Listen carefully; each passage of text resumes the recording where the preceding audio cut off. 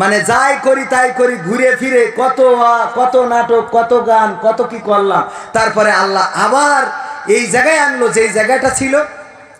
আমি বলি আমার আব্বা ইন্তেকালের সময়, মারা যাওয়ার সময় অ্যাক্সিডেন্ট করে যখন মারা গিয়েছেন, এখনো ওই রাস্তা দিয়ে যখন যাই তখন ওই জায়গায় গেলেই আব্বার কথা মনে পড়ে যে এই রাস্তাটা ক্রস করছি, যেখানে আমার আব্বার রক্ত দেখেছিলাম পড়ে থাকতে পিচের উপরে।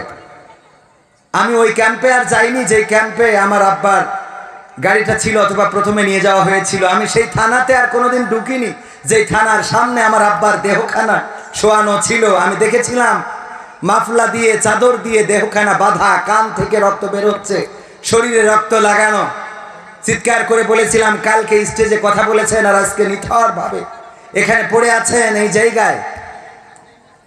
ওই বাবা আমার মনে হয় মৃত্যুর সময় শুধুমাত্র এতটুকু বলেছিলেন, আল্লাহ তুমি আমার সন্তানকে সেই জায়গাটা এনে দিও যে জায়গাটা আমি তৈরি করেছি, যে জায়গাটা আমি ধরে রেখেছিলাম, যে জায়গাটায় আমি ছিলাম। আমার বিশ্বাস আমার বাবার এতটুকু দোয়া ছাড়া আমার আর কোনো অর্জন নাই যে অর্জন দিয়ে আমি মানুষের সামনে কথা বলতে পারি। আমার বাবার এই দোয়া আজকে এত দূর পর্যন্ত নিয়ে এসেছে। এখনো আমার মা জায়নামাজে সারাটা রাত ইবাদত করেন, আমার জন্য দোয়া করেন। আর সেই দোয়ার বারাকা হলো কবির বিন সামাদকে আলহামদুলিল্লাহ বাংলাদেশের মানুষ দলমত নির্বিশেষে এখন মানুষে অন্তত স্নেহ করে, শ্রদ্ধা করে, ভালোবাসে, দাওয়াত করে, খাওয়ায়, আবার টাকা দেয়।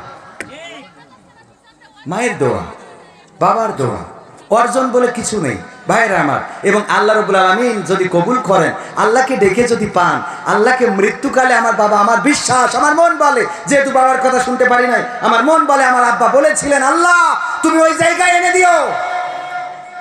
আমার এটা অন্তরাত্মা ডেকে বলে। আমি যখন প্রতিদিন বাড়ি থেকে বের হই আমার আব্বার কবরে সালাম দিয়ে বের হই, যখন বাড়িতে ঢুকি আব্বার কবরে সালাম দিয়ে ঢুকি। অসংখ্যবার আব্বা ওয়াজ করে বলেছিলেন, আমি যদি যোগ্য সন্তান তৈরি করে যেতে পারি, ওই সন্তান আমার কবরে যে সালাম দিবে তার ভালো আমলগুলো আমি পাবো।